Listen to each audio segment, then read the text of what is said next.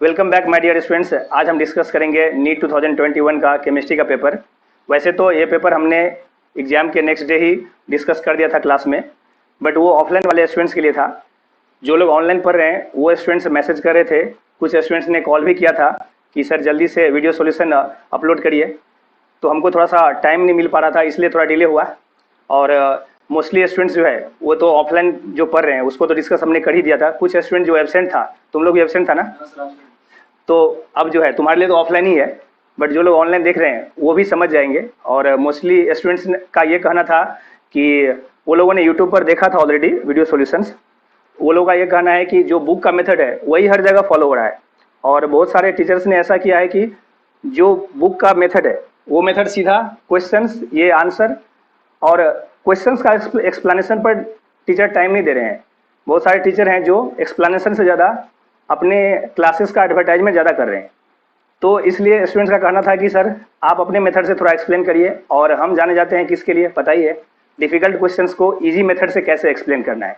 ठीक है, तो हम अभी इजी मेथड से जो भी क्वेश्चंस करेंगे उसको देखेंगे कि अगर एक से ज़्यादा मेथड है तो वो सारे मेथड जो भी पॉसिबल है वो भी देखेंगे, और इजी मेथड कौन सा है वो भी बताएंगे कि एग्जाम में आपको कौन सा मेथड सेलेक्ट करना है। ठीक है, बुक का मेथड कभी कभी एग्जाम में ऐसा होता है कि टाइम टेकिंग मेथड रहता है। ठीक है, तो वो हम डिस्कस करेंगे जो सिंपल मेथड है उस पर। तो चलो स्टार्ट करते हैं। हाँ, कुछ स्टूडेंट्स का ये भी कहना था कि हमने भी देखा था कि बहुत सारे ऐसे हैं ये यूट्यूब पर सॉल्यूशंस, तो कुछ क्लासेस वाले जो है वो क्या बोल रहे हैं कि जितने भी क्वेश्चंस हैं नीट के, सारे क्वेश्चंस हमारे ही नोट से आ रहे हैं, सारे के सारे। अब एक बात बताओ, ये कोई यूपीएससी का एग्जाम तो है ही नहीं। यूपीएससी में ये सिलेबस का कोई लिमिटेशन नहीं होता, कुछ क्वेश्चंस ऐसे रहते हैं जो अनएक्सपेक्टेड रहता है, लेकिन यहाँ पर सिलेबस जब लिमिटेड है, अपने को पता है कि सिलेबस क्या है, तो जब सिलेबस पता है तो उससे बाहर के क्वेश्चंस कहाँ से आ सकते हैं। अब सवाल यह है कि नोट्स से डायरेक्टली आया या नहीं आया। देखो, नोट्स से आना या नहीं आना वो इंपॉर्टेंट नहीं है, क्योंकि एग्जाम में नोट्स ले जाना अलाउ तो है नहीं। ये इंपॉर्टेंट है कि एग्जाम में आपसे क्वेश्चन सॉल्व हो रहा है या नहीं हो रहा है, वो इंपॉर्टेंट है। और रही बात नोट्स से आने की, तो एक बात बताओ, जैसे ये क्वेश्चंस है, इसमें इंपीरिकल फॉर्मूला पूछ रहा है, तो ये बताओ ऐसा कौन सा नीट का बुक नहीं है जिसमें कि इस टाइप के क्वेश्चन नहीं है। कोई भी बुक तुम उठा कर लो, कोई भी बुक नीट का, उसमें इंपीरिकल फॉर्मूला से रिलेटेड क्वेश्चन होगा ही। हाँ, अगर एग्जैक्ट यही क्वेश्चन है किसी के नोट्स में, ऑप्शन भी सेम है, तब हम उसको बोल सकते हैं कि डायरेक्टली उसके नोट से नीट ने उसके नोट से लिया या उससे मैच कर गया, जो भी बोलो। लेकिन जब इस टाइप के क्वेश्चन है, तो इस टाइप के क्वेश्चन तो हर बुक में अवेलेबल है। इंपीरिकल फॉर्मूला का क्वेश्चन आप किसी भी बुक में देख लो, वो अवेलेबल ही है। तो हम ऐसा नहीं बोल सकते ना कि नोट्स से ही सारा क्वेश्चन आया। वैसे तो एनसीईआरटी बायोलॉजी आपको पता ही है, सारे एनसीईआरटी से ही बायोलॉजी के क्वेश्चन एनसीईआरटी से ही रहते हैं, लेकिन बुक ले जाना तो एग्जाम में अलाउ है नहीं। ठीक है, कोई बात नहीं, हम डिस्कस करते हैं। अभी ये क्वेश्चंस पर आते हैं, अब इसको कैसे हम डिस्कस करेंगे। देखो, सबसे पहले इसमें क्या पूछ रहा है, इंपीरिकल फॉर्मूला। एक चीज और ध्यान देना है एग्जाम में कि अपने को टाइम, कम से कम टाइम में क्वेश्चन सॉल्व हो। ठीक है, तो उसके लिए अगर एक से ज्यादा मेथड अगर आपको आ रहा है तो आपको पता चल जाएगा कि कौन सा मेथड सेलेक्ट करना है, क्योंकि नीट में टाइम भी एक इंपॉर्टेंट चीज है।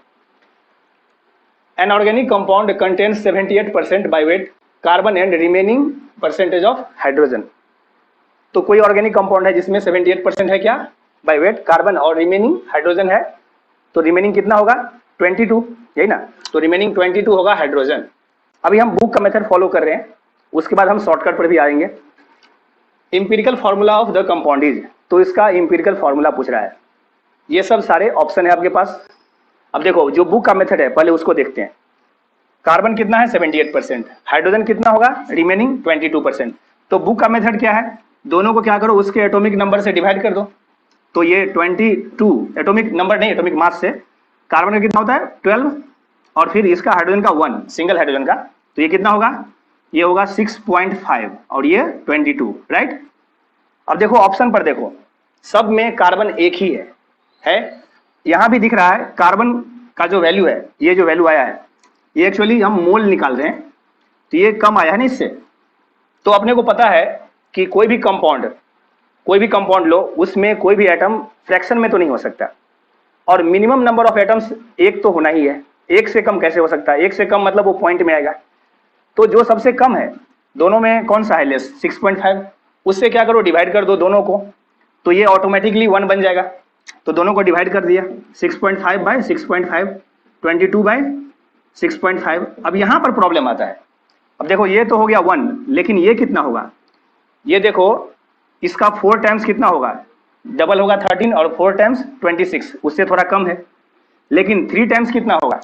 इसका 3 टाइम्स होगा, इसके डबल में इसको ऐड कर दो, तो 3 टाइम्स होगा कितना? 13 में 6.5 ऐड करो, मतलब 19.5। तो इससे थोड़ा ज़्यादा और ये 26 से थोड़ा कम। तो अपने को पता है कि ये पॉइंट में तो हो नहीं सकता, ये वैल्यू चाहिए हमको, ये होल नंबर चाहिए, ठीक है। तो मतलब पॉजिटिव इंटीजर चाहिए। तो अब ऑप्शन पर जाओ, कार्बन 1, तो देखो सब में है कार्बन 1। अब हाइड्रोजन, अब यहाँ पर तुम फंस गए। तो कुछ स्टूडेंट्स ने क्या किया है, यहाँ पर उसको टाइम लग रहा था तो उसने स्किप कर दिया। अब इतना इजी क्वेश्चन अगर तुम स्किप करोगे, अगर इतना इजी क्वेश्चन, ये सब फ्री का मार्क्स है। तो देखो हम इसका शॉर्टकट बता रहे हैं, ये 3 पॉइंट समथिंग होगा, ये तो फिक्स है। अब सवाल ये है कि 3 पॉइंट कितना, 4 के क्लोज होगा या 3 के क्लोज होगा। तो क्या करो, ये 3 टाइम्स है 19.5 और 4 टाइम्स कितना है, ये 26। तो अब देखो ये 22 किसके पास है? 22 यहाँ से और यहाँ से 4 का गैप है और यहाँ से 2.5 का गैप है, यही ना। तो इसके पास है, इसका मतलब 3 के पास होगा ये। तो 3 पॉइंट कितना होगा उससे अपने को क्या मतलब है? 3 के पास है, बस हो गया। तो इसका मतलब आंसर विल बी सी। ये हो गया बुक का method, this is method number 1। अब आते हैं मेथड नंबर 2। ऐसा हो सकता है कि एग्जाम में स्टूडेंट्स को ये मेथड दिमाग में नहीं आए, क्योंकि उस टाइम, और स्पेशली जब अगर लास्ट में ये क्वेश्चन सॉल्व कर रहे हो, जब टाइम कम है तो टेंशन भी हो जाता है।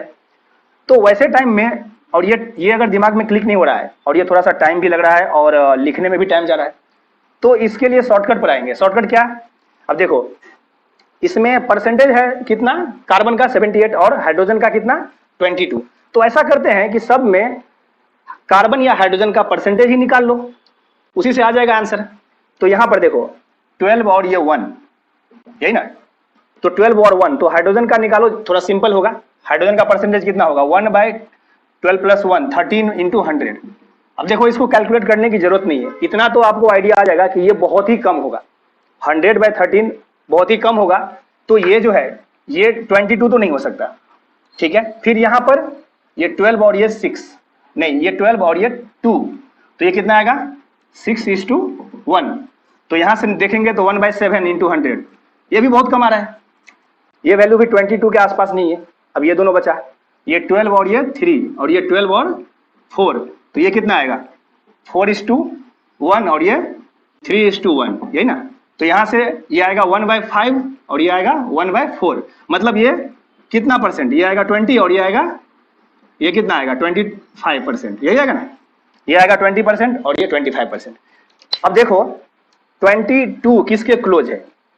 ये तो कैंसिल ही हो गया, ये सब बहुत ही कम आ रहा था। तो 22, अब देखो इस दोनों के बीच में 22 इसके क्लोज है या इसके क्लोज है? तो 22 इसके क्लोज है, ठीक है। तो answer will be C. Method 3 में कार्बन और हाइड्रोजन, इसका परसेंटेज दिया हुआ है कितना? 78 और ये 22। तो अब क्या करेंगे? अब देखो ये कितना टाइम्स है? ये 4 टाइम्स से थोड़ा कम और 3 टाइम्स से थोड़ा ज्यादा। इसका 4 टाइम्स कितना होगा? 88 और 3 टाइम्स 66। तो अब देखो किसके पास आ रहा है? ये 78। अब यहाँ ऑप्शन पर जाओ, देखो ये तो फिक्स है कि सी और डी में से ही कोई ना कोई होगा, ए और बी तो हो नहीं सकता, क्योंकि यहाँ पर देखो मास का रेशियो 1:12 और यहाँ पर 1:6। और ये है क्या? इसका मास का रेशियो, ये इसका 3 टाइम्स से थोड़ा ज्यादा और 4 टाइम्स से थोड़ा कम। अब एनटीए ने क्या किया है, जानबूझ के ऐसा 2 ऑप्शन दिया है कि स्टूडेंट्स इसमें फंस जाए और टाइम जो है स्टूडेंट्स का टाइम वेस्ट हो। तो अगर टाइम नहीं बचे स्टूडेंट्स के पास तो इसको स्किप कर दे, ठीक है। तो क्या करेंगे, इसको ऐसे क्वेश्चन को शॉर्टकट से अभी इसको सोल्व करते हैं। कैसे? इसका 3 टाइम्स 66 और 4 टाइम्स 88। अब देखो ये 78 जो है ना किसके पास आ रहा है? 88 से, क्योंकि 88 के से और इसमें गैप कितने का है? 10 का। यहाँ पर गैप है 10 का और यहाँ पर गैप है कितने का? ये 78 और 66, 12 का गैप। तो इसका मतलब ये पास है किसके? 88 के। तो ऐसा नहीं कि ये 4 टाइम्स है तो CH4 कर दिए, ये मास का रेशियो है। ये जो है ना ये 1:4 है, ये मास का रेशियो है अभी। तो इसका मतलब इसका 4 टाइम्स जो है वो क्लोज है मास में, तो ये है ना 1:4 का रेशियो, तो आंसर विल बी सी। तो तीनों में से जो भी ये दोनों ऑप्शन जो है ये बुक के मेथड के कंपेयर में ये जो दोनों ऑप्शन है वो ज्यादा इजी है। ठीक है, चलो अब देखते हैं नेक्स्ट क्वेश्चन। नेक्स्ट क्वेश्चन में ग्राफ ऑफ बॉयल्स लॉ का ग्राफ पूछ रहा है एट डिफरेंट टेम्परेचर। क्या होगा इसका आंसर? डी। ये बहुत ही आसान क्वेश्चन है, ये हम लोग ग्राफ बहुत ही डिटेल में पढ़े थे, तो ये बहुत ही आसान क्वेश्चन है, तो इसको एक्सप्लेन करने की जरूरत है क्या? तो इसको हम इसका आंसर क्या होगा? डी ना। अब इसको एक्सप्लेन तुम लोगों को जरूरत नहीं है ना, बट जो लोग ऑनलाइन देख रहे हैं उसको जरूरत पड़ सकता है, तो इसको हम एक्सप्लेन करते हैं और इसको थोड़ा सा डिटेल में एक्सप्लेन करेंगे। ये क्वेश्चन जो है ये सब फ्री का मार्क्स है, क्योंकि हम लोग इसको बहुत डिटेल में पढ़े हैं और हमको पता है बॉयल्स लॉ में क्या था, टेम्परेचर कांस्टेंट, और प्रेशर और वॉल्यूम में क्या था रिलेशन? इनवर्स था रिलेशन। तो प्रेशर अगर बढ़ेगा तो वॉल्यूम घटेगा, प्रेशर इंक्रीज होगा तो वॉल्यूम डिक्रीज होगा, या रिवर्स भी हम सोच सकते हैं, वॉल्यूम अगर डिक्रीज होगा तो प्रेशर बढ़ेगा। ठीक है, तो इसमें कौन सा ऐसा ग्राफ है जो जिसमें प्रेशर बढ़ रहा है तो वॉल्यूम घट रहा है? ए और डी, दो ही ग्राफ ऐसा है जिसमें वॉल्यूम, देखो वॉल्यूम इंक्रीज कर रहे हो तो प्रेशर घट रहा है, तो ये दोनों तो कैंसिल हो गया, बी और सी तो होगा ही नहीं। अब इसी दोनों में से सोचना था, इस दोनों में सोचना था, रेक्टेंगुलर हाइपरबोला, तो ये दोनों में अब कौन सा होगा? तो हम लोग ये बहुत ही डिटेल में पढ़े हैं। अगर इधर से ऊपर की ओर गए तो यहाँ से अगर इधर गए तो क्या होगा? टेम्परेचर बढ़ेगा। ठीक है, तो इसमें देखो टेम्परेचर डिक्रीज हो रहा है और यहाँ टेम्परेचर इंक्रीज हो रहा है। T1, T2, T3 हम लोग रिलेशन पढ़ चुके हैं। ठीक है, एनसीईआरटी में भी है, हर बुक में है ये, तो ये इस टाइप का ग्राफ हर बुक में मिलेगा। अभी इसको डिटेल में एक्सप्लेन करते हैं। ठीक है, तो बॉयल्स लॉ क्या था? Eight constant temperature mass of a fixed mass of a gas. ठीक है, कोई गैस है जिसका मास फिक्स है, तो अगर मास फिक्स है तो मोल भी फिक्स होगा, तो टेम्परेचर कांस्टेंट है और वो फिक्स्ड मास के लिए हम लोग एक्सपेरिमेंट कर रहे हैं एट कांस्टेंट टेम्परेचर, तो क्या होगा? प्रेशर और वॉल्यूम इनवर्सली रिलेटेड होगा, यही ना? At constant temperature for a fixed mass of a gas pressure is inversely proportional to volume, यही था ना? तो प्रेशर और वॉल्यूम में रिलेशन इनवर्स होगा। हाँ, यहाँ पर एक क्वेश्चन आ सकता है किसी के माइंड में कि ये डिफरेंट टेम्परेचर क्यों दिया हुआ है, जबकि बॉयल्स लॉ जो है, बॉयल्स लॉ में टेम्परेचर तो कांस्टेंट होता है, तो इसके पीछे क्या रीजन है? तो ये जो है ना टेम्परेचर कांस्टेंट ही है, बट वो डिफरेंट टेम्परेचर पर एक्सपेरिमेंट किया गया है। जैसे ये जो ग्राफ है ये तो अपने को समझ में आ गया कि ये रेक्टेंगुलर हाइपरबोला होगा, मतलब इसी दोनों में से एक आंसर होगा। अब ये जो ग्राफ है ये 200 केल्विन पर ये एक्सपेरिमेंट किया गया है। तो जैसे मान लो fixed mass of a gas के लिए तुमने कोई एक्सपेरिमेंट कर रहे हो जिसमें गैस फिक्स है, ठीक है, और वो एक्सपेरिमेंट में तुम क्या कर रहे हो? प्रेशर चेंज कर रहे हो तो वॉल्यूम भी चेंज होगा, मतलब या वॉल्यूम चेंज कर रहे हो तो प्रेशर चेंज होगा। तो ये एक्सपेरिमेंट तुम मान लो इंडिया में करो, वही एक्सपेरिमेंट तुम मान लो ऑस्ट्रेलिया में करो, वही एक्सपेरिमेंट तुम जापान में करो, तो तीनों अलग अलग कंट्री में अगर एक्सपेरिमेंट कर रहे हो, वही सेटअप है, एक्सपेरिमेंट का सेटअप वही है, मतलब गैस सेम है, उसका मास फिक्स है, तो तीनों अलग अलग कंट्री में अगर कर रहे हो तो इसका मतलब क्या? टेम्परेचर क्या तीनों कंट्री में क्या सेम है क्या? तीनों कंट्री में टेम्परेचर डिफरेंट है, लेकिन एक कंट्री में, जिस कंट्री में भी तुम एक्सपेरिमेंट कर रहे हो, उस कंट्री में ड्यूरिंग द एक्सपेरिमेंट, जब तक तुम एक्सपेरिमेंट कर रहे हो तब तक क्या है? टेम्परेचर कांस्टेंट है। तो जैसे मान लो ये 200 केल्विन, जब तुम एक्सपेरिमेंट कर रहे हो ऐसे जगह पर जहां पर 200 केल्विन है टेम्परेचर, तो देखो ये ग्राफ आया, ठीक है, ये नीचे वाला। अब 400 केल्विन पर अगर हम कर रहे हैं तो ये ग्राफ आया। तो ये मान लो इंडिया है, ये मान लो ऑस्ट्रेलिया है, और ये मान लो जापान है, कोई भी कंट्री, तो उस कंट्री में तो टेम्परेचर फिक्स होगा। तो ये तीनों ग्राफ जो है कभी भी एक दूसरे को टच नहीं करेगा, एक दूसरे को इंटरसेक्ट नहीं करेगा, क्योंकि अलग अलग कंट्री का टेम्परेचर सेम कैसे हो सकता है? मतलब डिफरेंट टेम्परेचर पर हम कर रहे हैं ना, होने के लिए तो प्रैक्टिकली हो सकता है, बट हम डिफरेंट टेम्परेचर पर कर रहे हैं, तो ये तीनों ग्राफ में से कोई भी एक दूसरे को टच नहीं करेगा। ठीक है, अब आते हैं ये इसका डिटेल में एक्सप्लेनेशन। देखो हम लोग PV = nRT ideal gas equation जानते हैं, ठीक है, तो इसको एक्सप्लेन कैसे करेंगे? तो इसमें से दोनों में से कोई भी, यानी तो हम नया यहाँ पर ड्रॉ कर रहे हैं ये रेक्टेंगुलर हाइपरबोला, तो क्या करेंगे? ये है T1 टेम्परेचर और ये है T2 और ये है T3, है ना? तो अपने को ये देखना है कि ये तीनों में रिलेशन क्या है। तो PV = nRT में क्या करेंगे? अब देखो या तो एक्स एक्सिस के पैरेलल या वाई एक्सिस के पैरेलल। ये सब हम लोग बहुत डिटेल में पढ़े हैं। तो अभी हम मान लो वाई एक्सिस के पैरेलल हम ले रहे हैं, तो ये मान लो ऐसा, ठीक है। तो अगर वाई एक्सिस के पैरेलल ले रहे हो, मतलब प्रेशर एक्सिस के पैरेलल ले रहे हो तुम, इसमें वॉल्यूम क्या रहेगा? कांस्टेंट रहेगा। तो वॉल्यूम कांस्टेंट है, तो यहाँ पर कुछ ना कुछ तो वॉल्यूम होगा, मान लो वी डैश, वॉल्यूम फिक्स है। अब ये देखो, यहाँ और यहाँ, ये तीनों जगह क्या है? प्रेशर डिफरेंट है कि नहीं? प्रेशर डिफरेंट है। तो यहाँ पर प्रेशर ये है, यहाँ पर प्रेशर ये है, यहाँ पर प्रेशर ये है, यही ना। और ये टेम्परेचर T1, T2, T3, तो ये तीनों टेम्परेचर में अब देखो, ये प्रेशर जो होगा ये P1 होगा, ये प्रेशर होगा P2, क्योंकि ये T2 टेम्परेचर के लिए है ना ये, और ये होगा क्या? P3 होगा। अब तुमको ये रिलेशन निकालना है, ये रिलेशन फाइंड करना है कि T1, T2 और T3 में क्या रिलेशन होगा। तो अब आओ PV = nRT के पास। अब देखो तुमने वॉल्यूम क्या किया है? वॉल्यूम को कांस्टेंट कर दिया है, वॉल्यूम को फिक्स कर दिया है। तो अब देखो यहाँ पर वॉल्यूम जो है, वॉल्यूम को तुमने क्या किया है? कांस्टेंट कर दिया है।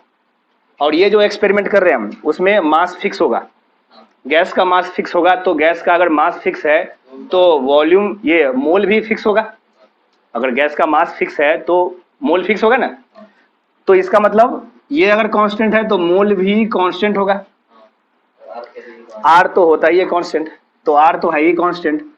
तो इसका मतलब ये भी कांस्टेंट, ये भी कांस्टेंट और ये भी कांस्टेंट। तो प्रेशर और टेम्परेचर में क्या रिलेशन होगा? डायरेक्टली, ठीक है। तो प्रेशर और टेम्परेचर में डायरेक्टली रिलेशन होगा, मतलब इसको तुम डबल करोगे तो ये भी डबल हो जाएगा। जिस रेशियो में टेम्परेचर बढ़ेगा या डिक्रीज होगा, उसी रेशियो में प्रेशर भी इंक्रीज या डिक्रीज होगा। तो अब यहाँ पर देखो, ये P1, P2, P3 में देखो, ये ऊपर की ओर जा रहे हैं। तो P1 से बड़ा है P2 और P2 से बड़ा है P3, मतलब बढ़ रहा है ना। तो अगर प्रेशर अगर बढ़ेगा तो टेम्परेचर भी बढ़ेगा। तो इसका मतलब P3 जो है हाईएस्ट प्रेशर है, तो T3 होगा हाईएस्ट, मतलब T1 से बड़ा T2 और T2 से बड़ा T3। तो ये हो गया मेथड 1। हाँ, किसी के दिमाग में ये चल रहा होगा कि ये जो है ना, ये तो ठीक है, मैथमेटिकली हमने ड्रॉ कर दिया और ये आंसर भी आ गया। आंसर आ गया कौन सा? डी। लेकिन ये प्रैक्टिकली इसको कैसे सोचे? तो देखो, वॉल्यूम कांस्टेंट की हो ना, तो मान लो तुम गैस सिलेंडर ले लो, ठीक है, गैस सिलेंडर ले लो, उसका तो वॉल्यूम कांस्टेंट ही रहेगा। तो उसके अंदर जो गैस है उसका मास भी फिक्स है, मतलब मोल भी फिक्स है। वही गैस सिलेंडर को क्या करो, हाई टेम्परेचर पर ले जाओ, मतलब सनलाइट के सामने, बहुत ही गर्मी में, मान लो बहुत ज़्यादा ये है, गर्मी टेम्परेचर बहुत ज़्यादा है, तो तुम क्या करो, ये बाहर रख दो उसको धूप के सामने, सनलाइट के सामने, तो उसका टेम्परेचर बढ़ जाएगा। और फिर मॉर्निंग में, या नहीं तो जब जहाँ पर टेम्परेचर बहुत कम है वहाँ पर रखो। तो दोनों में देखो वॉल्यूम सेम है, दोनों ही कंडीशन में गैस सिलेंडर का, और मास भी सेम है, मतलब मोल भी सेम है। लेकिन दोनों में क्या, दोनों टाइम क्या प्रेशर सेम होगा? प्रेशर ज़्यादा कब होगा? जब टेम्परेचर ज़्यादा होगा, क्योंकि अंदर का जो गैस मोलिकुल्स है उसका स्पीड बढ़ जाता है टेम्परेचर बढ़ाने से। तो टेम्परेचर जब बढ़ेगा तो उसका स्पीड बढ़ेगा, तो वो क्या करेगा, गैस सिलेंडर के वॉल पर ज़्यादा स्पीड से स्ट्राइक करेगा, तो इसका मतलब प्रेशर भी बढ़ जाएगा, ठीक है। तो ये प्रैक्टिकली भी हम सोच सकते हैं, मतलब यहाँ से यहाँ तक, ये जो यहाँ से यहाँ कांस्टेंट रखे हैं उसके लिए, ठीक है। ये हो गया मेथड 1, क्लियर है ये। अब आते हम लोग मेथड 2 पर। सेकेंड मेथड में क्या करेंगे, इस बार प्रेशर को कांस्टेंट रखेंगे, मतलब एक्स एक्सिस के पैरेलल। तो इस बार प्रेशर को कांस्टेंट रखो, तो अब देखो प्रेशर कांस्टेंट है और वॉल्यूम डिफरेंट है। ये तीनों को क्या करेगा, ये तीनों ग्राफ को डिफरेंट प्लेस पर, डिफरेंट मतलब वॉल्यूम पर इंटरसेक्ट कर रहा है। तो ये यहाँ पर वॉल्यूम डिफरेंट है, यहाँ पर वॉल्यूम डिफरेंट है, और यहाँ पर वॉल्यूम डिफरेंट है। अब देखो ये होगा V1, क्यों? क्योंकि ये T1 के लिए है ना, ये है V2 और ये है V3। तो अब बताओ, अब देखो PV = nRT के पास प्रेशर कांस्टेंट हो गया, प्रेशर कांस्टेंट कर दिया ना हमने, और वॉल्यूम देख लो बढ़ रहा है। तो प्रेशर कांस्टेंट हो गया तो ये टर्म तो कांस्टेंट हो गया। मोल तो कांस्टेंट ही है, क्योंकि fixed mass of a gas, ये एक्सपेरिमेंट कर रहे हैं हम फिक्स्ड मास गैस के लिए। आर तो होता ही है कांस्टेंट। तो अब देखो वॉल्यूम और टेम्परेचर में डायरेक्टली रिलेशन है, तो वॉल्यूम बढ़ेगा तो टेम्परेचर भी बढ़ेगा। तो यहाँ देखो वॉल्यूम बढ़ रहा है ना, तो V1 से बड़ा है V2 फिर V3, तो इसका मतलब टेम्परेचर भी इंक्रीज होगा। T1 से बड़ा है T2, T2 से बड़ा T3, तो आंसर यही आएगा। क्लियर, ये हो गया मेथड 2। अब आते हम लोग नेक्स्ट मेथड 3 पर। मेथड 3 में क्या करेंगे, इसमें देखो ये प्रेशर वर्सेस वॉल्यूम का जो ग्राफ है ये कैसा है, रेक्टेंगुलर हाइपरबोला। अब एक बात बताओ, y इक्वल टू 1/x का ग्राफ क्या होगा, कैसा होगा, रेक्टेंगुलर हाइपरबोला। ये भी वैसा ही होगा क्योंकि x बढ़ेगा तो y डिक्रीज होगा। y इक्वल टू 2/x का ग्राफ कैसा होगा, ये भी वैसा ही होगा, लेकिन दोनों में थोड़ा सा डिफरेंस है। Similarly y equal to 3/x का ग्राफ कैसा होगा। अब देखो तीनों जो है, तीनों ग्राफ होगा रेक्टेंगुलर हाइपरबोला, लेकिन तीनों में थोड़ा डिफरेंस है। 1/x जो है, मान लो ये है 1/x, ठीक है, तो ये जो होगा, जो इससे ऊपर है वो होगा 2/x और ये होगा 3/x। क्यों ऐसा, ये भी तो क्वेश्चन है। तो अब देखो, मान लो तुम ऐसे इस क्या करो, ये x एक्सिस को, मतलब यहाँ पर वॉल्यूम है अगर, तो ये x होता ना यहाँ, और यहाँ पर प्रेशर की जगह y होता, तो क्या करो तुम x को कांस्टेंट कर दो, ठीक है। मान लो x की जगह 1 है, मान लेते हैं ये वैल्यू 1 है, तो अब देखो तो ये अगर x 1 रखोगे तो y क्या होगा, 1 होगा, तो ये पॉइंट 1 आना चाहिए, मतलब ये यहाँ पर 1 आना चाहिए। और अगर x 1 रखोगे यहाँ तो ये क्या होगा, 2 होगा, तो देखो ये इससे ऊपर आएगा कि नहीं, तो ये। अब अगर यहाँ ये ग्राफ लोगे तो इसमें अगर 1 रखोगे तो क्या होगा, y इक्वल टू 3 होगा, तो देखो ये ऊपर है कि नहीं, क्लियर। इसका मतलब 1/x से ऊपर होगा 2/x का ग्राफ, उससे भी ऊपर होगा 3/x का ग्राफ, ठीक है। अब चलो ये तो हम समझाने के लिए बताए थे ऐसा। अब आते हैं हम लोग PV इक्वल टू nRT के पास। PV इक्वल टू nRT में आओ, प्रेशर है कहां पर, y एक्सिस पर, और वॉल्यूम कहां है, x एक्सिस पर। तो प्रेशर को क्या करो, जैसा ये y इक्वल टू 1/x है उसी टाइप से तुम अरेंज करो इसको। प्रेशर को रखो लेफ्ट साइड, तो चलो प्रेशर लेफ्ट साइड रख दिया, और वॉल्यूम को ले जाओ राइट साइड, तो क्या होगा, प्रेशर इक्वल टू nRT/v, यही होगा। तो ये जो है यहां से ये प्रेशर इक्वल टू आ गया nRT/v।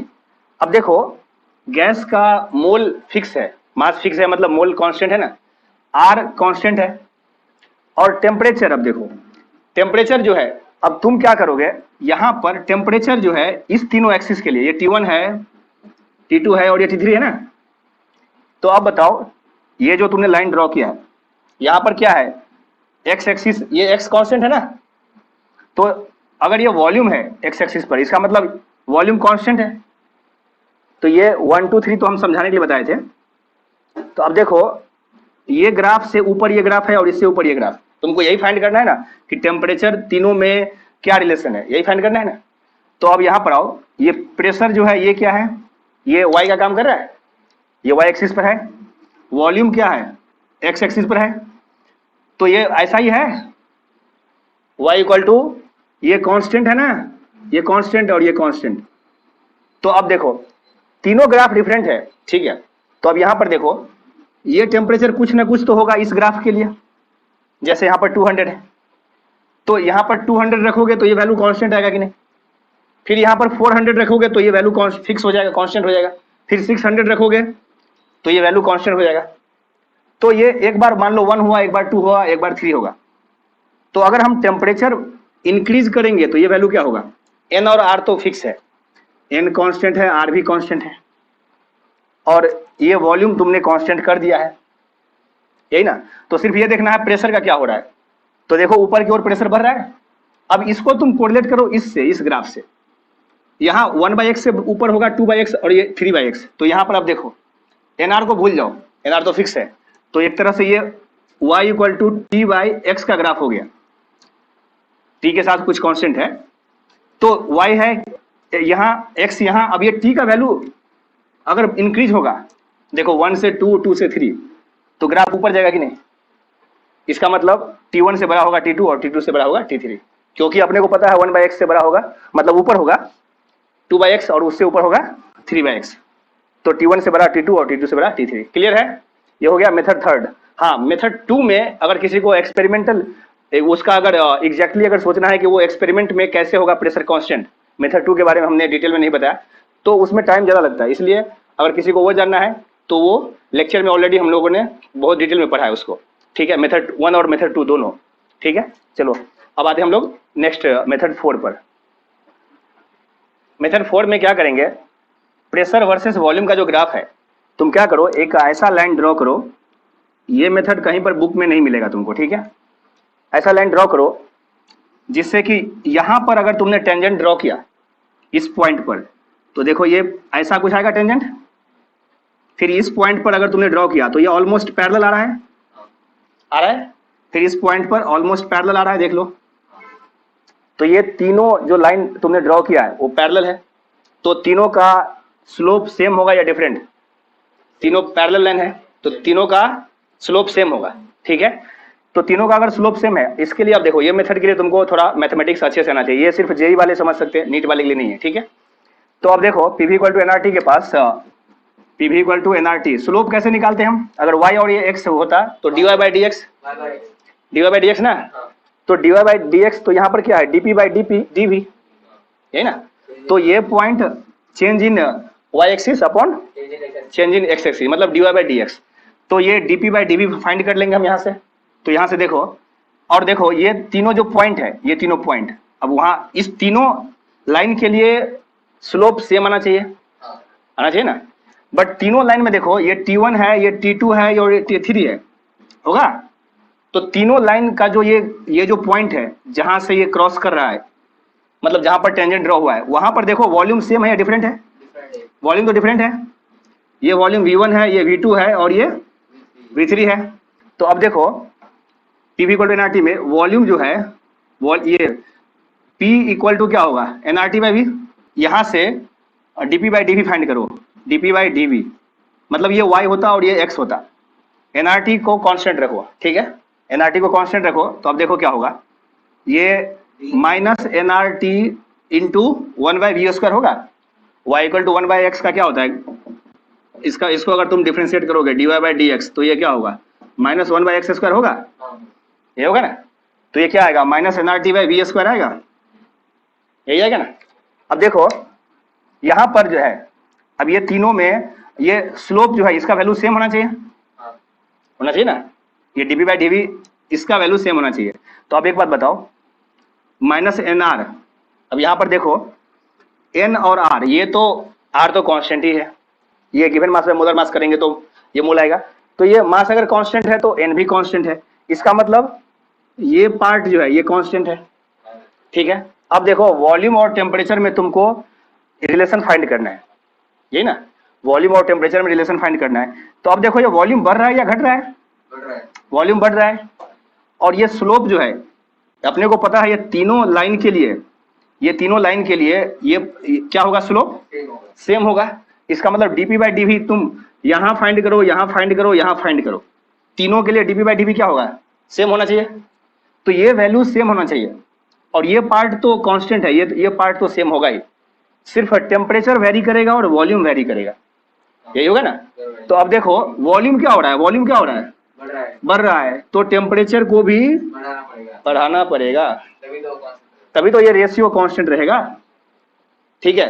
अगर वॉल्यूम बढ़ेगा तो टेम्परेचर को भी बढ़ना पड़ेगा, तभी वो रेशियो कांस्टेंट रहेगा। इसका मतलब T1 से बड़ा है T2 और T2 से बड़ा होगा T3। क्लियर। नेक्स्ट क्वेश्चन है स्टेट्स ऑफ मैटर का। इसमें दो गैस है, 4 ग्राम O2 और 2 ग्राम H2। दोनों को क्या किया गया है, 1 लीटर कंटेनर में ये दोनों गैस को रखा गया है, और कंटेनर का टेम्परेचर कितना है, 0 डिग्री C। क्या पूछ रहा है, टोटल प्रेशर क्या होगा। तो कोई एक कंटेनर है, उसका वॉल्यूम कितना है, 1 लीटर, उसमें दो डिफरेंट गैस H2 और O2 उसको रखा गया है, और पूछ रहा है क्या, टेम्परेचर भी दिया हुआ है, और पूछ रहा है इसका टोटल प्रेशर फाइंड करना है। तो सीधा ये बहुत ही सिंपल क्वेश्चन है, पीवी इक्वल टू एनआरटी। देखो कुछ नहीं बोला गया है कि ये गैस कैसा है, तो हम लोग क्या मान के चलेंगे, आइडियल गैस। तो आइडियल गैस का equation PV equal to NRT. तो मेथड 1 में हम बहुत ही सिंपल ये जो फॉर्मूला है पीवी इक्वल टू एनआरटी, इससे हम इसको फाइंड कर लेंगे, ठीक है।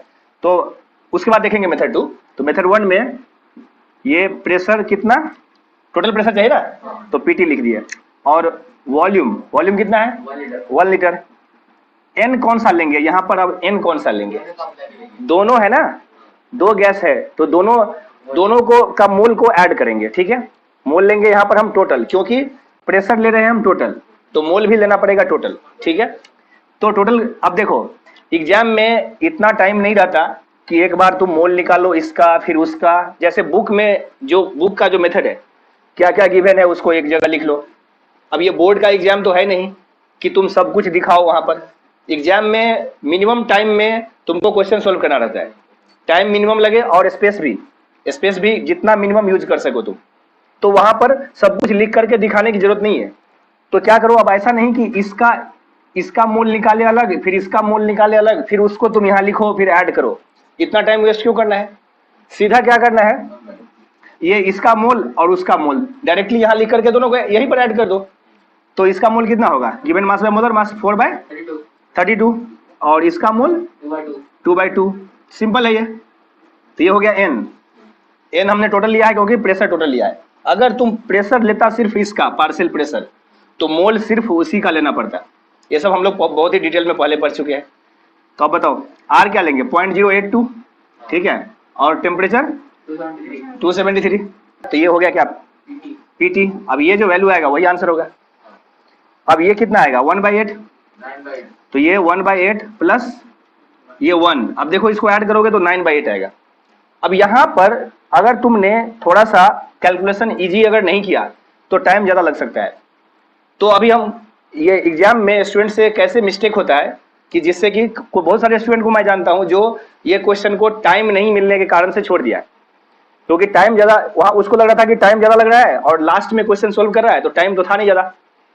तो अब इसको कैसे सोल्व करेंगे, देखो अभी तुम इसको ऐसे ही रहने दो, ठीक है। हाँ, यहाँ पर एक चीज सबसे इंपॉर्टेंट है, हम बार बार बोल रहे हैं मोल कंसेप्ट में स्टार्टिंग में ही हम बोलते हैं कि ये जो है ये वैल्यू, ये देखो एसटीपी का कंडीशन था, टेम्परेचर कितना 0 डिग्री सी, एसटीपी पर टेम्परेचर 0 डिग्री सी। तो आर का वैल्यू 0.082 अगर हम ले रहे हैं किसमें, लीटर एटीएम में, तो अगर इसको ऐड करते थे तो याद है कितना आता था, 22.4। ये एग्जाम में बहुत काम आता है क्योंकि एग्जाम में इतना टाइम नहीं है कि तुम इसको मल्टीप्लाई करने जाओगे। और ये क्वेश्चंस मोस्टली वही स्टूडेंट सोल्व कर पाया है जिसको ये पता था, अदरवाइज टाइम बहुत ज्यादा लग रहा था। और देखो ऑप्शन भी एनटीए वाले ने ऐसा किया है, इतना ज्यादा क्लोज, देख लो कितना क्लोज ऑप्शन है। अब इसमें से तुम अप्रोक्स मेथड यहाँ पर नहीं अप्लाई कर सकते, तुमको एग्जैक्ट ही लाना पड़ेगा वैल्यू, ठीक है। तो बहुत सारे स्टूडेंट ने टाइम के कारण से और इतना ये कैलकुलेशन जो है उसको टाइम लग रहा था इसलिए स्किप कर दिया इस क्वेश्चन को, जबकि ये बहुत ही इजी क्वेश्चन है, ठीक है। तो अब देखो इसको कैसे हम लोग इसको सोल्व करेंगे। ये कितना आएगा 22.4, ये सब हम लोगों को पहले से पता है। तो यहाँ पर सीधा लिखो 22.4। अब तुम क्या करोगे, इसको जैसा तुम बोल रहा था 9/8 करोगे तो फिर से तुमको इसमें मल्टीप्लाई करना पड़ेगा 9 से और डिवाइड करना पड़ेगा 8 से, फिर से प्रॉब्लम, फिर से तुमको जो है एक्स्ट्रा कैलकुलेशन करना पड़ेगा, फिर से टाइम लगेगा। तो बेस्ट मेथड क्या है, इसको इससे मल्टीप्लाई करो, इसको इससे मल्टीप्लाई करो, ठीक है। तो ये कितना आएगा 22.4/8 प्लस 22.4। अब देखो ये वैल्यू ऐड करोगे तो ये तो फिक्स हो गया कि ए और बी नहीं आएगा, सी और डी ही है, इस दोनों में से कोई नहीं कोई एक आएगा। 22.4 से ज्यादा ही आएगा ना। अब इसका वैल्यू कितना आएगा बताओ, तो ये 3 से थोड़ा सा कम, एग्जैक्ट वैल्यू की जरूरत नहीं है अपने को, 3 से थोड़ा सा कम, ठीक है। तो 3 से थोड़ा सा कम, अब देखो इसमें भी थोड़ा सा गैप तो है ही ना, अगर तो यहाँ पर 3 से थोड़ा सा कम आ रहा है तो इसमें 3 ऐड करो तो कितना आएगा 25.4, लेकिन उससे थोड़ा सा कम, तो 25.4 से थोड़ा सा कम कौन सा 25.18। हमको इसका एग्जैक्ट वैल्यू नहीं भी फाइंड किया ना तब भी हम ऑप्शन देख करके इसको सोल्व कर सकते हैं। तो देखो ये कितना आसान हो गया क्वेश्चन, ये होगा 25.18। तो 26 नहीं होगा, ये समझ में आ गया, क्योंकि ये 4 से ये वैल्यू जो है 3 से कम होगा। तो देखो ये कितना काम किया है, एक तरह से यही आरटी का वैल्यू तुमको अगर पता है तो ये 4 मार्क्स फ्री का है, और ये नहीं पता है तो फिर ये टाइम भी तुम्हारा 1-2 मिनट ले लेगा और हो सकता है आंसर भी नहीं आए, या अप्रोक्स में ये यहाँ पर अप्रोक्स करने के चक्कर में बहुत सारे स्टूडेंट ने जल्दी में ये भी आंसर टिक किया होगा क्योंकि उसको ये लग गया होगा ये दोनों तो नहीं होगा, चलो रिस्क ले लेते हैं, इस दोनों में से क्या पता कहीं यही हो। ऐसा भी बहुत सारे स्टूडेंट के साथ हुआ होगा। तो इसीलिए ये जो है ये मेथड बेस्ट मेथड है, ठीक है। यहाँ तक क्लियर है। चलो नेक्स्ट अब आते हैं हम लोग मेथड 2 पर। ये हो गया मेथड 1। मेथड 2 में क्या करेंगे, तुम लोगों को कोई आइडिया है? मेथड पार्शियल प्रेशर से। तो पार्शियल प्रेशर से क्या कर सकते हैं, देखो उसमें और ज्यादा कैलकुलेशन बढ़ जाएगा, बेस्ट यही है। हम पार्शियल प्रेशर में क्या करेंगे, ये दोनों का इंडिविजुअली क्या करेंगे, दोनों का इंडिविजुअली पार्शियल प्रेशर फाइंड करेंगे और दोनों को ऐड कर देंगे तो टोटल प्रेशर होगा। ठीक है, तो दोनों के लिए अब सेपरेटली अपने को फाइंड करना पड़ेगा। तो पहले हम किसका ले, O2 का लेते हैं। तो P1 PV equal to NRT से, P1 इक्वल टू क्या होगा, एनआरटी बाई वी। तो P1 इंटू वॉल्यूम तो कितना 1 लीटर होगा ना। तो देखो ये दोनों गैस जो है 1 लीटर कंटेनर में, जैसे मान लो इस रूम में अगर ये दोनों गैस होता तो दोनों का वॉल्यूम सेम होगा या डिफरेंट, सेम होगा, क्योंकि दोनों ही गैस पूरे रूम में फैल गया है। ऐसा नहीं कि एक गैस एक साइड है और दूसरा गैस दूसरे साइड, ऐसा नहीं है। तो वॉल्यूम सेम है, जो भी वॉल्यूम है वो दोनों का है। ठीक है, दोनों सेम कंटेनर में रखा गया है तो वॉल्यूम दोनों के लिए सेम ही होगा। तो P1 equal to P1 into 1 equal to कितना, एनआरटी। तो एनआरटी अब देखो, अब एग्जाम में अभी हम सेपरेटली इसका फाइंड कर रहे हैं, तो एग्जाम में अपने को टाइम के साथ साथ स्पेस भी कम चाहिए। कितना, जितना कम स्पेस तुम यूज करो उतना बेटर है। तो तुम यहां पर देखो ये N1RT लिख सकते थे हम, लेकिन यहां पर तुम N1RT लिखने की जरूरत क्या है, हम क्यों एक्स्ट्रा स्टेप बढ़ाए, डायरेक्टली हम N1 का वैल्यू ही लिख देते हैं। हम एक्स्ट्रा स्टेप में क्यों जाए, टाइम भी बचेगा और स्पेस भी। तो अपने को पता है N1RT होगा, मतलब N1 मतलब इसका अभी लिख रहे हैं हम PV इक्वल टू एनआरटी। अगर हम P1 यूज कर रहे हैं मतलब इसका, तो N भी इसी का होगा ना। तो डायरेक्टली हम यहाँ पर वैल्यू ही लिख दें, हम क्यों ये फॉर्मूला लिखे। ठीक है, तो ये N क्या होगा, ये 4/32। ठीक है, अब देखो तुमको पता है 4/32, तो क्या करो अब एग्जाम में और भी टाइम बचाने के लिए 1/8 नेक्स्ट स्टेप में हम लिखते हैं ना। इससे बेटर है कि यहीं पर तुम कैंसिल करो, 1/8 लिखो ना। एग्जाम में कौन देखने जा रहा है तुम कैसे सोल्व किया, तुमको आंसर से मतलब है ना। तो 4/32 ठीक है तुमने लिखा। अब यहाँ नीचे तुम यहाँ पर एक स्टेप बढ़ाओगे तो ज्यादा स्पेस लेगा और टाइम भी। इससे बेटर है कि तुम यहीं पर ये काम कर लो। ठीक है, और R कितना 0.082 इंटू 273। अब तुमको पता है ये वैल्यू अपने को कितना आता है 22.4। तो ये 22.4, तो यहाँ पर सीधा आ जाएगा 22.4/8। अब देखो इसका वैल्यू एग्जैक्ट अभी लिखने की जरूरत नहीं है, क्योंकि बाद में अपने को ऐड करना है ना P2 से। तो फाइनल आंसर में हम देखेंगे वहां पर थोड़ा सा अप्रोक्स मेथड यूज करेंगे। अभी इसको ऐसे ही रहने दो, यहाँ पर टाइम वेस्ट करने की जरूरत नहीं है। ठीक है, फाइनल में हम देखेंगे P2 इसके लिए जैसा इसके लिए वैसा ही, इसके लिए भी वॉल्यूम वही होगा। P2 इंटू 1 इक्वल टू कितना 2/2। तो 2/2 देखो ये 1 ही आएगा। तो क्या करो एग्जाम में इसको क्रॉस कर दो, ऐसे 1 लिखने की जरूरत क्या है, ये 1 आ गया ना। अब एक एक्स्ट्रा स्टेप की जरूरत नहीं है। तो इंटू RT, R पता है वही। अब देखो RT वही है, तुमको वैल्यू भी पता है 22.4 ही आएगा यहाँ। तो फिर से R का वैल्यू लिखने की क्या जरूरत है, R लिखो फिर T लिखो फिर उस वहां पर 22.4, इतना लिखने की क्या जरूरत है, डायरेक्टली 22.4 लिखो ना यहाँ। क्या, तो इससे टाइम बचेगा कि नहीं। तो एग्जाम में देखो सिर्फ ये इंपॉर्टेंट नहीं है कि तुमको क्वेश्चन आ रहा है तुम सोल्व कर रहे हो, एग्जाम में ये भी इंपॉर्टेंट है कि टाइम, मिनिमम टाइम में तुम क्वेश्चन सोल्व कर रहे हो कि नहीं। ठीक है, ये डिफरेंस होता है टॉपर में और नॉर्मल स्टूडेंट में। आता बहुत सारे स्टूडेंट को है लेकिन एग्जाम में उसे सोल्व नहीं हो पाता है लिमिटेड टाइम में। तो ये भी इंपॉर्टेंट है कि तुमको स्पीडली तुम कैसे, स्मार्टली तुम कैसे सोल्व कर रहे हो। ठीक है, और जो टाइम बचेगा, जो टाइम बच रहा है वो किसी दूसरे क्वेश्चन में जो डिफिकल्ट क्वेश्चन है वहां पर फिर तुम दे सकते हो। अब तुम इजी क्वेश्चन में ही अगर टाइम वेस्ट कर दोगे तो डिफिकल्ट क्वेश्चन में के लिए टाइम कहां से लाओगे। तो चलो ये कितना आया, ये तो 22.4 ही आया। ठीक है, 22.4। अब देखो यहां पर हमने इसका वैल्यू लिखा है, कोई जरूरत नहीं है हमको फिर से इसका वैल्यू लिखने की क्या जरूरत है। हमको पता है इस दोनों को ऐड करना है, हमको पता है इस दोनों को ऐड करना है। तो क्या करो इसको यहीं पर डायरेक्टली ऐड करो ना। यहाँ कौन देखने जा रहा है कि तुम इसको फिर से लिखा या नहीं लिखा, एग्जाम में कौन देखने जा रहा है। तो देखो कितना कम टाइम, मतलब ये स्पेस कितना कम यूज हो रहा है। ठीक है, तो अब डायरेक्टली यहाँ पर अब ऑप्शन में जाओ, अब तो सीधा यही है, ये क्वेश्चन तो इसमें ही कन्वर्ट हो गया ना। क्लियर है, यहाँ तक किसी को डाउट है नहीं ना। ठीक है, चलो नेक्स्ट टॉपिक जो है बहुत सारे स्टूडेंट का डिमांड है, तो नेक्स्ट टॉपिक जो हमारा रिकॉर्डिंग होगा वो होगा ये how to study to get good rank. ठीक है, बहुत सारे स्टूडेंट काफी दिन से मैसेज कर रहे हैं, ऑनलाइन वाले स्टूडेंट्स, कि कैसे पढ़े ये समझ में नहीं आ रहा है, स्पेशली ऑनलाइन कैसे पढ़े। तो एक सेपरेटली वीडियो होगा कि ऑनलाइन कैसे पढ़े, ऑफलाइन पढ़ के तो अच्छा करना थोड़ा इजी है, लेकिन ऑनलाइन भी पढ़ के अच्छा कैसे किया जा सकता है।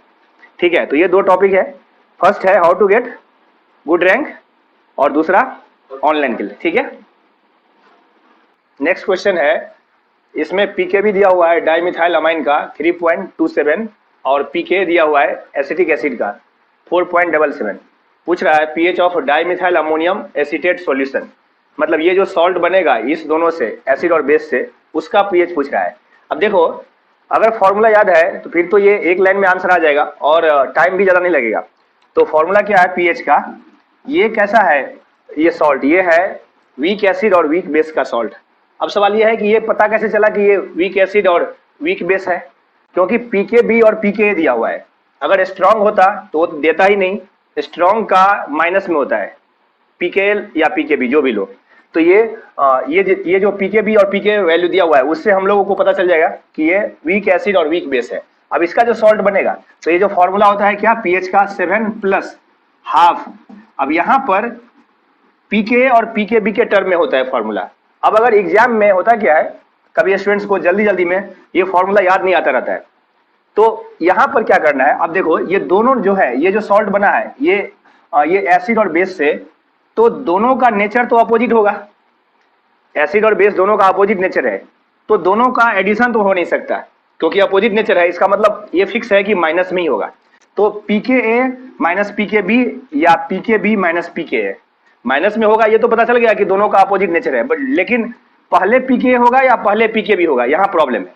तो मान लो तुमको ये याद नहीं आ रहा है, लेकिन इतना थोड़ा दिमाग लगाओ कि ये जो वैल्यू है 3.27 और 4.77, इससे आंसर आ सकता है। अभी लिखने की जरूरत नहीं है पीके माइनस पीके बी, क्योंकि एग्जाम में अपने को ये दिखाना किसी को तो है नहीं कि हमने फॉर्मूला एग्जैक्टली लिखा या नहीं लिखा, हमको आंसर से मतलब है।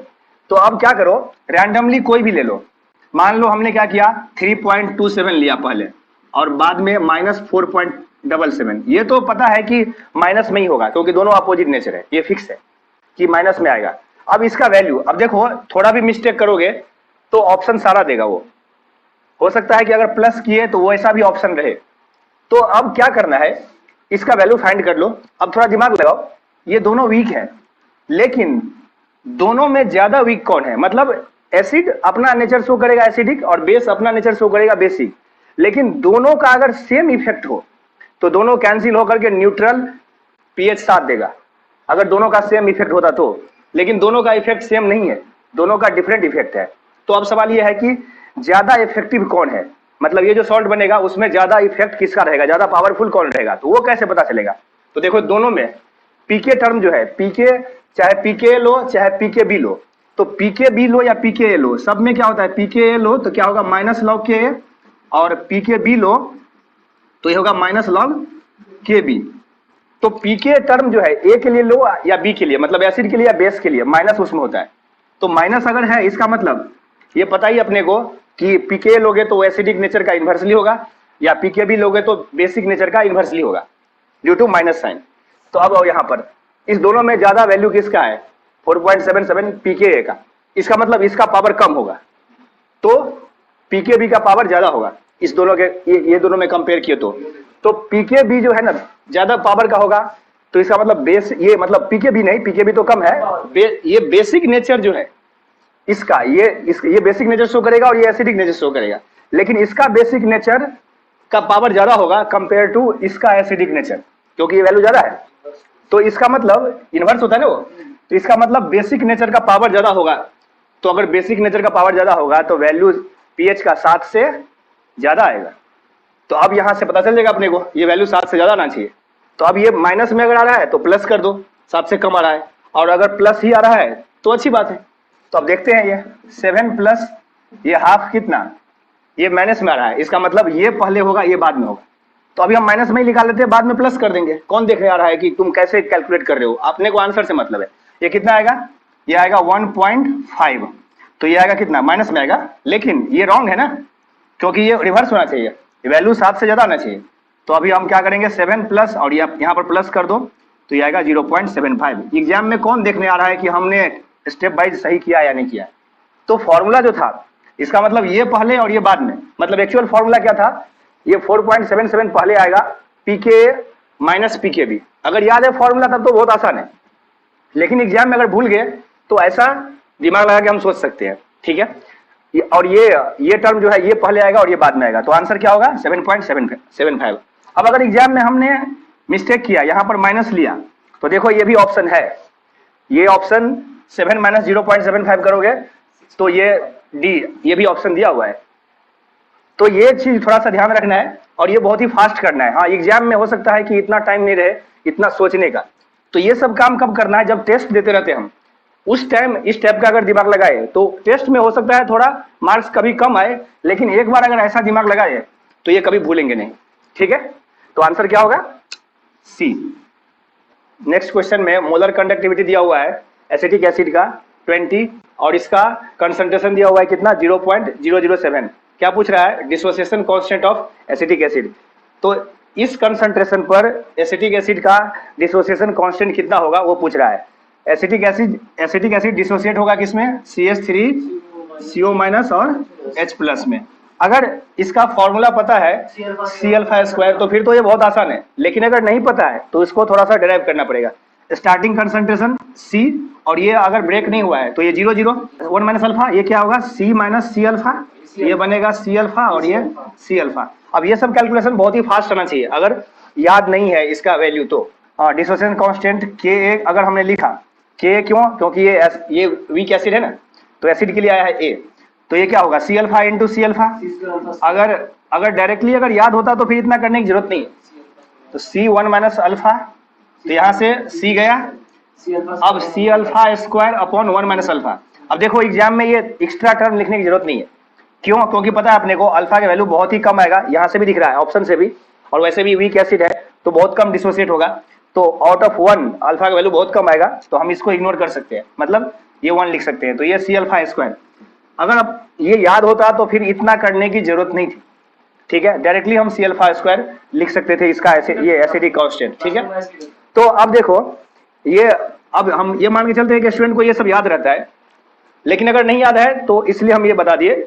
चलो अब नेक्स्ट, अब क्या है, C तो दिया हुआ है अपने को, C दिया हुआ है कितना 0.007, तो C का टेंशन नहीं है, C तो दिया हुआ है 0.007, टेंशन है अल्फा का, अल्फा कैसे लाए। अब देखो मान लो फॉर्मूला कुछ याद नहीं आ रहा है कि अल्फा कैसे निकाले, तो एक बात बताओ, ये दिया हुआ है अपने को H+ और CH3CO-, मतलब ये अगर फुल्ली ब्रेक हो जाए, ये क्या है इनफाइनाइट डाइल्यूशन ना, तो मतलब पानी इतना ज्यादा मिला दे, इतना ज्यादा हम मिला दिए कि उसमें बहुत ज्यादा पानी मिक्स करने के बाद ये 100% ब्रेक हो जाएगा, ठीक है। तो ये ब्रेक होगा किसमें, इसमें और इसमें, तो इनफाइनाइट डाइल्यूशन पर दिया हुआ है इसका वैल्यू। अगर ये 100% ब्रेक हो जाता 100%, तो ये H+ और CH3CO- में ब्रेक होगा, तो उस टाइम का कितना होगा मोलर कंडक्टिविटी, तो दोनों को ऐड कर दो, ये अगर 100% ब्रेक होगा तो इस दोनों में, तो इसका भी और इसका भी ऐड कर दो, तो कितना आएगा 50 और प्लस 350, अगर टोटल ब्रेक हो गया तो मतलब इनफाइनाइट डाइल्यूशन पर, तो ये आएगा 350 प्लस 50, तो 400। अब देखो एग्जाम में बिना फॉर्मूला याद रखे भी हम इसको सॉल्व कर सकते हैं, कैसे, अभी ये फुल्ली ब्रेक हो गया तो 400 आएगा, 400 क्या आएगा मोलर कंडक्टिविटी, लेकिन अगर ये आधा ब्रेक होता, मान लो 50% ब्रेक होता, तो कितना आता 200 वैल्यू आता। तो जिस रेशियो में ब्रेक होगा उसी रेशियो में वो ये जो है मोलर कंडक्टिविटी अपने को प्रैक्टिकली मिलेगा।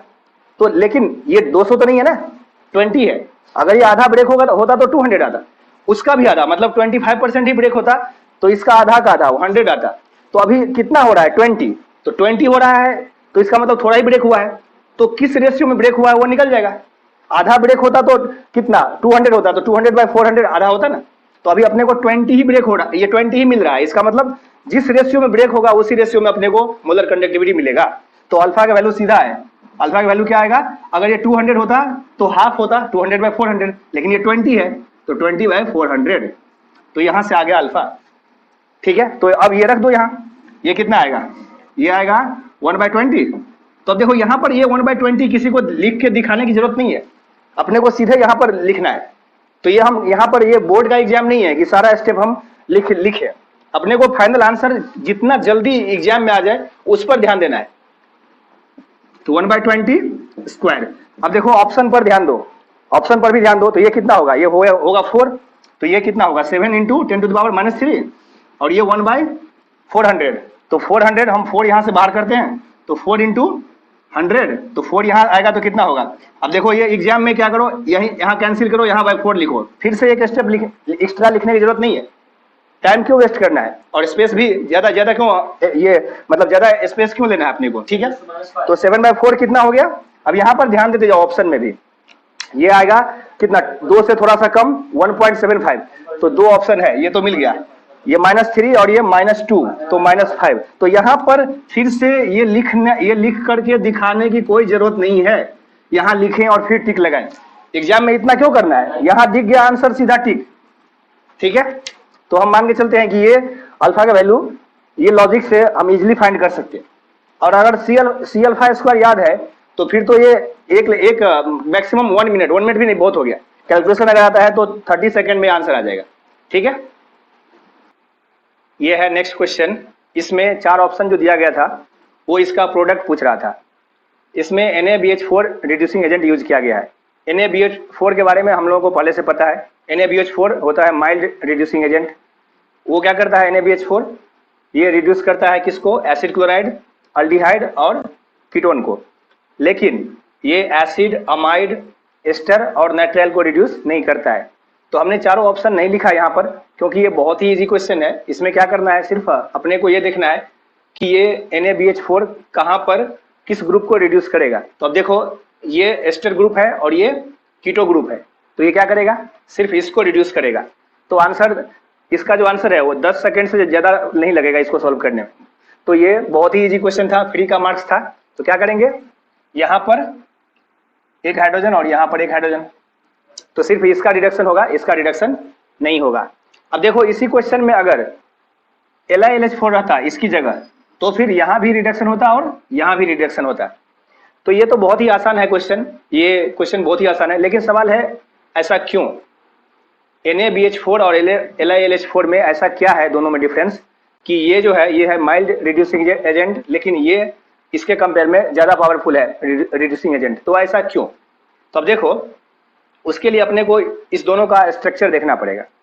LiLH4 जो है वो किससे बना है, Li+ और AlH4- से। अब AlH4- कैसा दिखेगा, इसका स्ट्रक्चर अगर ड्रॉ किए तो देखो Al के पास कितना है वैलेंस इलेक्ट्रॉन, 3, लेकिन बॉन्ड बनाया है 4। तो इसका मतलब इसको एक्स्ट्रा इलेक्ट्रॉन मिला है, तभी तो बॉन्ड बनाया। जैसे मान लो तुम्हारे पास 3 रोटी है लेकिन तुमने 4 खाया, इसका मतलब क्या, किसी ने तुमको दिया है एक एक्स्ट्रा रोटी, तभी तो 4 खा रहे हो। तो एल्युमिनियम के पास है 3 वैलेंस इलेक्ट्रॉन, लेकिन बॉन्ड बनाया है 4, इसका मतलब एक्स्ट्रा इलेक्ट्रॉन इसको मिला है। और ये माइनस चार्ज जो है कहाँ जाएगा, इसी के ऊपर जाएगा। तो ऐसा नहीं करना है कि माइनस चार्ज हाइड्रोजन के ऊपर रख दो, ठीक है। तो ये जो है Li+ और AlH4-, इसका स्ट्रक्चर पता चल गया। सिमिलरली यहाँ पर देखो ये NaBH4 कैसे बना होगा, Na+ और BH4- से। तो यहाँ पर भी बोरॉन पर आएगा माइनस चार्ज, क्योंकि बोरॉन और एल्युमिनियम दोनों सेम ग्रुप का है। बोरॉन के नीचे है ना ये, तो इसके पास भी 3 ही है वैलेंस इलेक्ट्रॉन, तो ये भी ऐसा ही होगा। अब देखो इस दोनों में ज्यादा स्टेबल कौन है, इस दोनों में ये क्या है, ये मेटल या नॉन मेटल, एल्युमिनियम क्या है, मेटल है, और ये क्या है, नॉन मेटल। तो माइनस चार्ज मेटल पर काफी अनस्टेबल है, मेटल पर माइनस चार्ज अनस्टेबल है, लेकिन नॉन मेटल पर माइनस चार्ज थोड़ा सा स्टेबल है, ठीक है। तो क्या होगा, अगर ये अनस्टेबल है तो ये क्या करेगा, ये चाहेगा जल्दी से जल्दी इसका माइनस चार्ज खत्म हो जाए। तो ये क्या करेगा, कैसे खत्म करेगा, ये हाइड्रोजन को बोलेगा कि तुम एक्स्ट्रा इलेक्ट्रॉन ले जाओ। तो हाइड्रोजन अगर एक्स्ट्रा इलेक्ट्रॉन ले गया, इसके पास जो एक्स्ट्रा है, ये माइनस चार्ज इसको खत्म करना है, तो ये इलेक्ट्रॉन अपना इलेक्ट्रॉन किसी न किसी को देगा। तो जो बॉन्डेड है ये यहाँ से 4 हाइड्रोजन, उसमें से क्या करेगा, ये किसी को भी बोलेगा कि तुम ले जाओ। तो अब कोई भी मान लो ये या ये कोई भी एक हाइड्रोजन क्या किया, ये हाइड्रोजन अपना इलेक्ट्रॉन तो लिया ही, इसका भी लेके यहाँ से निकल गया, क्योंकि ये टेंशन में है ना, ये चाह रहा है जल्दी से जल्दी ये माइनस चार्ज इसका खत्म हो, तो ये इलेक्ट्रॉन इसको दे दिया। तो हाइड्रोजन जो यहाँ से आया इसका इलेक्ट्रॉन ले करके, तो बताओ हाइड्रोजन पर चार्ज क्या होगा, हाइड्रोजन जो यहाँ से निकला हाइड्रोजन, उस पर चार्ज होगा माइनस, क्योंकि इसने इसका इलेक्ट्रॉन ले लिया। और ये क्या बचेगा, AlH3, तो इसका चार्ज अब नहीं रहेगा, ठीक है। तो यहाँ से निकला H-। अब देखो H-, ये रिस्पॉन्सिबल है यहाँ पर अटैक करने के लिए, यहाँ और यहाँ। ठीक है, H माइनस अटैक करेगा यहाँ और यहाँ, तो रिडक्शन होगा। अब यहाँ पर देखो, यहाँ पर बोरॉन है क्या, बोरॉन है नॉन मेटल, तो ये इसके कंपेयर में ये जो है थोड़ा सा कंफर्टेबल फील कर रहा है, क्योंकि ये नॉन मेटल है, उसके ऊपर माइनस चार्ज उतना ज़्यादा अनस्टेबल नहीं है, तो ये उतना टेंशन नहीं ले रहा है। इसका मतलब यहाँ से H माइनस इतना जल्दी नहीं निकलेगा जितना यहाँ से निकलेगा, निकलेगा यहाँ से भी, बट यहाँ पर फास्ट निकलेगा, यहाँ स्लो निकलेगा, ठीक है, क्योंकि ये उतना टेंशन में नहीं है। तो चलो यहाँ से भी निकाल दिए, तो यहाँ से अगर मान लो ये हाइड्रोजन यहाँ से निकला, ठीक है, तो यहाँ से भी H माइनस ही निकलेगा, लेकिन ज़्यादा फास्ट कहाँ से निकलेगा, यहाँ से। इसका मतलब ये ज़्यादा पावरफुल होगा कंपेयर टू दिस, यहाँ थोड़ा स्लो निकलेगा H माइनस, इसीलिए ये है NaBH4 माइल्ड रिड्यूसिंग एजेंट, ठीक है। अब चलो यहाँ पर चलते हैं, तो ये क्या करेगा, ये सबको रिड्यूस कर देगा, बट ये NaBH4 सिर्फ इस तीनों को रिड्यूस करेगा, इसको नहीं। तो सवाल है ऐसा क्यों। अब देखो, अब सवाल ये है कि ये H माइनस अटैक जो कर रहा है कार्बन के ऊपर, तो क्यों कर रहा है ये जानना पड़ेगा। अब यहाँ पर देखो, यहाँ पर क्या है, और यहाँ पर ऑक्सीजन ज़्यादा इलेक्ट्रोनेगेटिव है, तो क्या कर रहा है, ये इस कार्बन से अब इलेक्ट्रॉन क्लाउड को अपनी ओर ज़्यादा खींचेगा, और पाई इलेक्ट्रॉन जो है वो वीक है, तो ये ज़्यादा खींच रहा है। तो ऑक्सीजन पर क्या है, डेल माइनस, और कार्बन पर डेल प्लस। सिमिलरली यहाँ भी, ठीक है, यहाँ भी डेल माइनस और ये डेल प्लस। तो H माइनस जो है वो कहाँ पर अटैक करेगा, जहाँ पर प्लस चार्ज है, तो ये अटैक करता है इस कार्बन पर, इस कार्बन पर, इस कार्बन पर, ठीक है, इस पर अटैक कर देगा। यहाँ पर भी वैसा ही है, यहाँ पर डेल प्लस है, यहाँ पर डेल प्लस, फिर यहाँ पर डेल माइनस, ऐसे ही है सब में, इसमें यहाँ पर डेल प्लस और ये डेल माइनस। तो ये H माइनस जो है ये यहाँ भी सब पर अटैक कर सकता है, तो ये तो सबको रिड्यूस कर देगा, ठीक है। बट ये NaBH4 का जो H माइनस है ये सिर्फ इसी तीनों को रिड्यूस करेगा, इसको नहीं। तो सवाल है ऐसा क्यों। तो अब देखो यहाँ पर क्या प्रॉब्लम है, यहाँ पर इस कार्बन से अटैच है OH, यहाँ पर NH2, यहाँ पर OR, तो ये जो है इसके पास लोन पेयर है, तो ये रेजोनेंस करेगा, ठीक है, ये रेजोनेंस करेगा। तो अगर रेजोनेंस करेगा तो इसका मतलब यहाँ पर एक्स्ट्रा बॉन्ड आएगा, तो कार्बन को इधर से अगर इलेक्ट्रॉन क्लाउड आ रहा है, ये जो लोन पेयर है वो इधर बॉन्ड पाई बॉन्ड बन रहा है, तो इस कार्बन को इधर से अगर हेल्प मिल रहा है, तो इस पर जो डेल प्लस चार्ज है उसको अगर इलेक्ट्रॉन क्लाउड मिलेगा, मतलब ये इलेक्ट्रॉन का लोन पेयर जो है ये अगर इधर आ रहा है बॉन्ड बनाने के लिए, तो इस पर जो चार्ज है डेल प्लस उसका मैग्नीट्यूड रिड्यूस हो जाएगा, मतलब यहाँ पर अब थोड़ा ही चार्ज बचेगा, ज़्यादा नहीं बचेगा, यहाँ पर डेल प्लस जो है उसका मैग्नीट्यूड बहुत कम हो जाएगा। सिमिलरली यहाँ भी इधर से आया हेल्प करने ये, तो अब इस पर चार्ज बहुत ही कम बचेगा, ठीक है, यहाँ भी वैसा ही होगा। तो ये तीनों में रेजोनेंस हो रहा है, तो यहाँ पर डेल प्लस का मैग्नीट्यूड बहुत ही कम होगा, इसीलिए ये H माइनस इस तीनों को रिड्यूस नहीं कर पाएगा, मतलब ये H माइनस यहाँ और यहाँ अटैक नहीं कर पाएगा इस कार्बन पर। फिर सवाल ये है, इसमें तो इस कार्बन के साथ कोई रेजोनेटिंग ग्रुप नहीं अटैच है, मतलब यहाँ पर रेजोनेंस तो नहीं हो रहा है, तो फिर इस पर क्यों, इस पर तो अटैक होना चाहिए। लेकिन इस बार प्रॉब्लम ये है, इस बार कार्बन से अटैच है नाइट्रोजन, तो कार्बन से अगर नाइट्रोजन अटैच है तो नाइट्रोजन है ऑक्सीजन के कंपेयर में लेस इलेक्ट्रोनेगेटिव, तो नाइट्रोजन ज़्यादा पुल कर ही नहीं रहा है, जितना ऑक्सीजन कर रहा था उसके कंपेयर में नाइट्रोजन बहुत कम पुल कर रहा है, इलेक्ट्रॉन क्लाउड को अपनी ओर ज़्यादा नहीं खींच रहा है, तो कार्बन पर पहले से ही ये जो डेल प्लस है वो चार्ज कम है, तो इसको रेजोनेंस करने की जरूरत ही नहीं है, ये पहले से ही डेल प्लस कम है, मतलब मैग्नीट्यूड जो है ये प्लस चार्ज का वो कम है, तो H माइनस यहाँ पर इजीली अटैक नहीं कर पाता। बट ये H माइनस क्योंकि ये स्ट्रॉन्ग रिड्यूसिंग एजेंट है, तो ये सब में क्या होगा, ये सबको रिड्यूस करेगा, ठीक है। किसी के माइंड में ये आ रहा होगा कि यहाँ पर क्लोरीन जो है इसके पास भी लोन पेयर है, सही बात है, क्लोरीन के पास भी लोन पेयर है, तो ये रेजोनेंस क्यों नहीं करेगा। क्लोरीन के पास जो लोन पेयर जो है वो है किस में, ये है 3p ऑर्बिटल में, और यहाँ पर जो कार्बन है वो किस में है, वहाँ ये कार्बन जो है इसका जो ऑर्बिटल है वो है 2p में, तो 2p का साइज छोटा होता है, 2p का साइज छोटा है और 3p का साइज बड़ा है, तो ये अच्छे से ओवरलैपिंग नहीं हो पाएगा। तो अगर अच्छे से ओवरलैपिंग नहीं हो पाएगा, इसका मतलब इफेक्टिव रेजोनेंस, मतलब इस दोनों के बीच में पाई बॉन्ड बनने का टेंडेंसी बहुत कम है। होगा रेजोनेंस, नो डाउट रेजोनेंस होगा, बट बहुत ही कम होगा, मतलब इफेक्टिव नहीं होगा। जैसे छोटे आदमी को बहुत ही बड़े आदमी के साथ गले मिलने के लिए कहोगे, ये बड़ा है और मोटा भी है, और ये पतला भी है और छोटा भी है, तो उसको अगर गले मिलने के लिए बोलोगे तो अच्छे से गले नहीं मिल पाएगा, ठीक है। तो इसका मतलब ये रेजोनेंस अच्छा से नहीं होगा। और क्लोरीन है ज़्यादा इलेक्ट्रोनेगेटिव, तो क्लोरीन क्या करेगा, अपनी ओर ये इलेक्ट्रॉन क्लाउड को पुल करेगा, माइनस आई इफेक्ट। तो उस कारण से ये डेल प्लस जो है ना, वो इसका मैग्नीट्यूड और बढ़ जाएगा, माइनस आई इफेक्ट। और ये जो लोन पेयर के थ्रू ये रेजोनेंस जो कर रहा है वो इफेक्टिव रेजोनेंस नहीं है, इसलिए ओवरऑल इसका जो मैग्नीट्यूड है कार्बन का डेल प्लस वो लेस नहीं होगा, वो ज्यादा ही रहेगा। इसीलिए इस पर ये भी और ये भी, ये दोनों दोनों दोनों ही इसको रिड्यूस कर सकता है। क्लियर।